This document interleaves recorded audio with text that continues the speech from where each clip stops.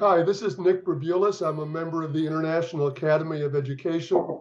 This is another in a series of interviews that we're doing with authors of booklets in the Educational Practices series. This is a series of short booklets that are research-based, reviewing several important contemporary issues of educational policy and practice. Today's guest is Andreas Demetriou, who, with his colleague Konstantinos Christou, wrote a booklet called Understanding and Facilitating the Development of Intellect. It's an overview of intelligence theory, but also has practical implications for teachers in terms of teaching the development of intellect. So, Andreas, thank you for joining us today. Thank you very much. Thank you for the invitation. Okay, so in your book, you give, first of all, a general overview of the notion of intelligence, and then you talk about four major components or processes that are part of intelligence, and we're going to walk through each of those one by one. Let's start with the overall notion of your definition or conception of what counts as intelligence. Well, I have to stress from the beginning that my work actually focuses on the development of intelligence. So I have to say from the beginning that intelligence changes with development. So in the traditional psychometric literature, intelligence is defined as ability to solve new problems using your previous knowledge and as the ability to learn. In my definition, this is only a part of what intelligence is, because these general processes express themselves differently in different age periods. For instance, an intelligent preschool child is the child who is able to focus on information, attend to information, and get it into his or her knowledge base. Later on, in primary school, intelligence is primarily the ability to build relations, look for relations, process them, and integrate relations between information. And later on, in adolescence, intelligence focuses primarily on the ability to evaluate both information and relations. So in the booklet, actually, we outline the general architecture of the human mind and how this expresses itself in different age periods. And we try to show that education has to focus onto these developmental priorities and develop them to their limit in each age period, which actually corresponds to major educational periods: preschool, primary school, and secondary school. And so in the booklet, actually, we describe general processes such as attention and executive control processes, the ability to abstract relations, representational capacity, and we specify several domains of mind across which these processes operate. And in fact, when we speak about domains of mind, we should think of them as a kind of different languages through which relations may be processed, encoded, and used for problem solving. And a major part of the booklet, actually, is dealing with self-awareness.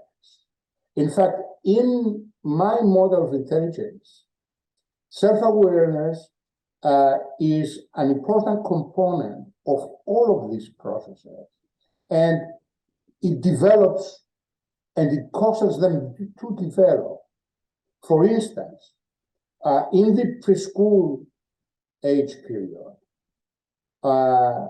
awareness is the awareness that you have a mind and that other people have a mind. And this awareness is actually very important in negotiating with the world, information, views, and so on. Later on, in primary school, awareness is awareness of the inferential processes themselves, reasoning. And that's why actually in primary school, children are able to steer their mind, regulate their mind, to learn things which intensively require inferential processes, such as, for example, getting information out of text, or mathematics, and so on. And then in adolescence, awareness focuses primarily in building an accurate image of a cognitive self with a representation of both strengths and weaknesses, and then make choices about, for example, what to study, what to avoid, where to focus on, which we see that it's quite common in adolescence. And this is a part of the first part of every section in the booklet describes these processes. It highlights how they develop. And then we go on to give examples for how these processes may be trained and supported in education. Let me make a point here about what I see as a major problem in our education in the West. In fact, when education became compulsory for everyone, the theories that dominated at the beginning were not really theories about how learning happens in humans. In the behavioral era, learning was mainly about things that don't relate with how we acquire complex knowledge, such as reading, writing, making sense of text, mathematics, scientific concepts, and so on. These ideas from the past, one way or another, still persist in our educational systems. As a result, I would say that 1/3 of our children in every school grade stay behind. If we want to have all of our children included, no child left behind in the American dream of education, we need to redesign our curricula and our teaching methods, taking into account this new conception of how intelligence operates in different ages and how it develops. And this is not, I understand, it's not an easy business, because we have to understand that we have to redesign our curricula for each age group according to these principles, which is not the case. I would say it's definitely not the case in my country, and it's definitely not the case in any European countries, although there are differences. Some countries are more advanced than others. So this knowledge has to be integrated in education, but it's not. And it's not because a major problem, I would say, is the education of the teachers themselves. Teachers are educated based on older conceptions of intelligence, more, let's say, rigid, psychometric conceptions of intelligence, which are not sensitive to changes in age and are not sensitive to differences in learning according to each grade children are at. Okay, so thank you for that. And I think that developmental perspective is really, as you say, central to the argument of the book. One of the points you're making here, and I want to highlight it, is that you just talked about it, the importance of, or the possibility of improving intelligence through social, cultural, and educational processes. Yes. And that stands in stark contrast with certain views that intelligence is, let's say, genetically determined. You believe that intelligence can be improved through educational strategies and interventions. Can you say a little bit more about that part of your argument? Yes, thank you for this question. Well, intelligence is definitely, to a large extent, genetically determined. There's no doubt that genes are expressed in the construction of a brain, and the brain is the organ of intelligence. So individual differences in intelligence relate to genetic influences, no doubt about it, on the one hand. On the other hand, intelligence actually is an invention of evolution to deal with the unexpected, to deal with change. So by definition, intelligence cannot be fixed. In fact, there is an apparent contradiction here, because on the one hand, we know that there are genetic influences on intelligence, and on the other hand, we know that intelligence must be flexible, and by construction, must be able to deal with the new. What is important to stress here is that the more, let's say, privileged a person is in intelligence, the less education is needed for him, or the support of the teacher. In fact, I would say that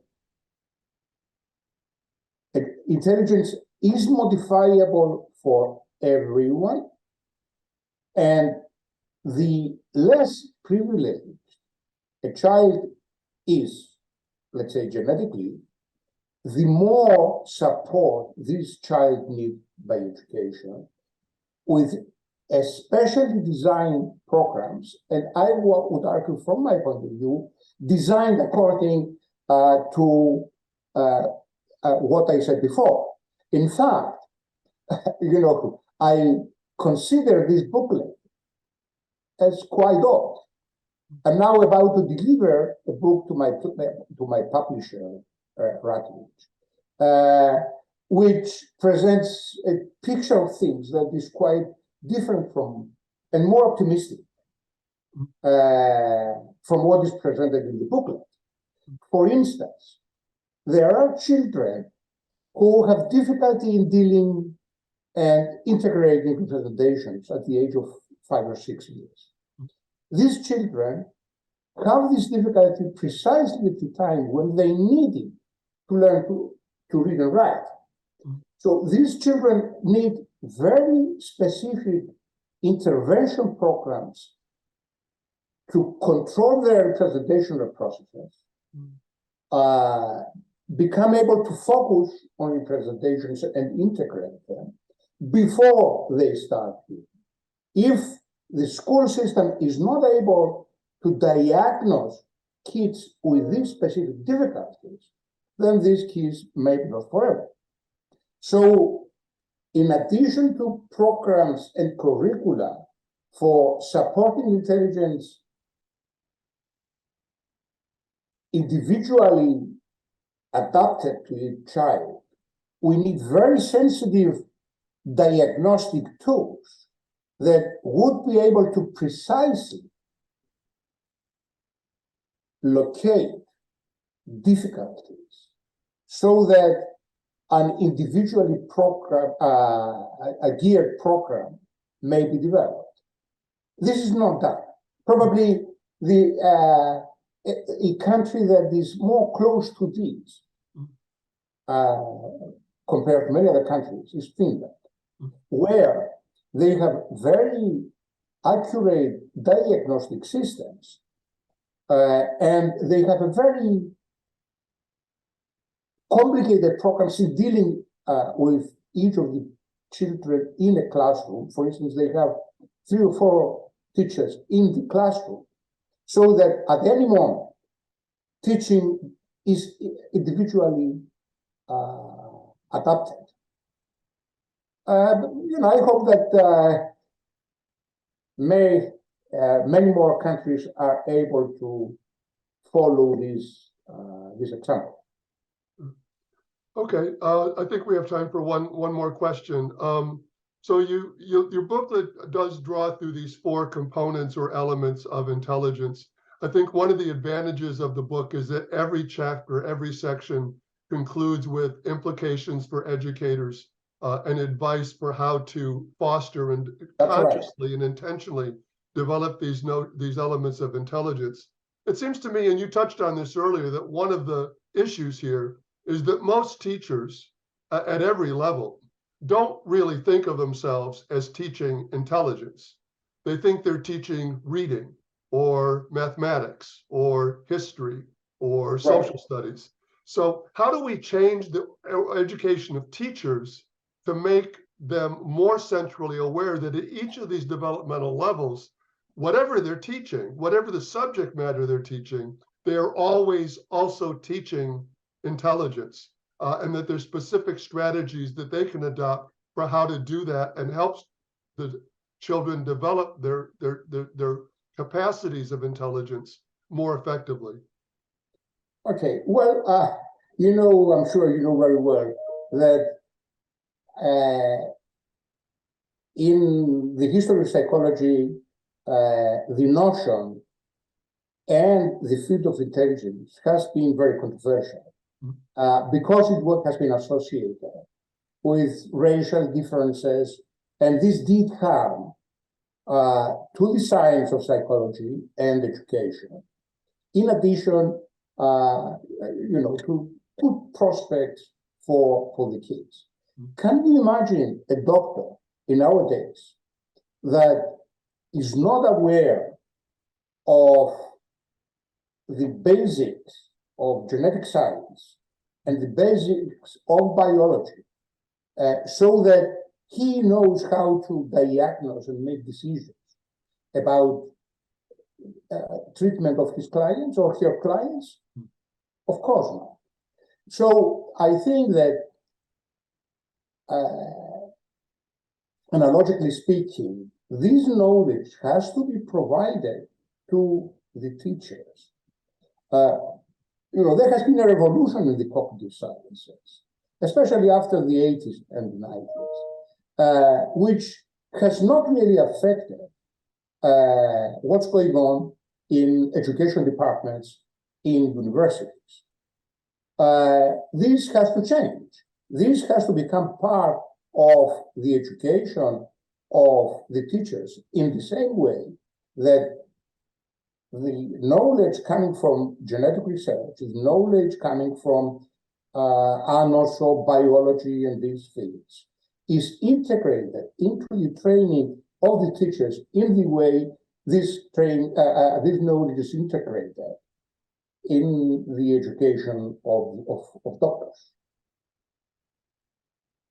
Yeah, so I'm going to end by giving you a chance to clarify something that some listeners may misunderstand in what you're saying, although I think you've been pretty clear about this. By emphasizing, obviously, in that history, that we'll call it that racist history of IQ and genetic determinism, the language of genetics and even eugenics has often played a part in the history of some psychological theories of intelligence. That's right. I want to emphasize is not your view, that you No, want it's to not my view at all. other aspect, right? Which is it's not my view that at can all. be improved. Please go ahead. Yes. Well, we did some studies in China.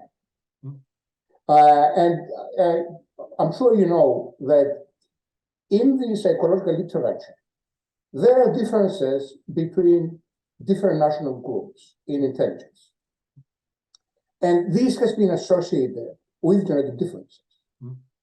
We carried quite a few studies in China comparing Chinese kids from the age of 4 to the age of 15. And all of this research is published on a large number of intellectual measures, comparing them with the Greeks. Well, what we found was that the Chinese performed better than the Greeks in whatever involved the processing of spatial information. And eventually we showed that Chinese kids are in an advantage in concern to processing spatial information because of learning their logographic system, which is extremely demanding in representing complex information and manipulating complex information. So in fact, what we showed is that these 5 IQ degrees, that it's the standard advantage of Eastern populations compared to the Western population, comes from a cultural factor rather than a genetic factor. Of course, this does not imply that we have to learn Chinese to cover the difference, but it implies that we have to give the opportunity to our kids to practice themselves in processing demanding mental information, which will then express itself in school learning. Yeah, that's great. And so let's end on that note, which returns us back to the beginning of the importance of education and educational interventions in the development of intelligence. Andreas, thank you for this talk. We have only touched on part of the booklet. I want to urge people to click on the link and read the rest of it. It is rich and full of really important information. And thank you for the booklet and thank you for this conversation. Thank you very much. Thank you for having me. It was a privilege for me to express my views about improving education in our time. Thank you again, Andreas. Take care.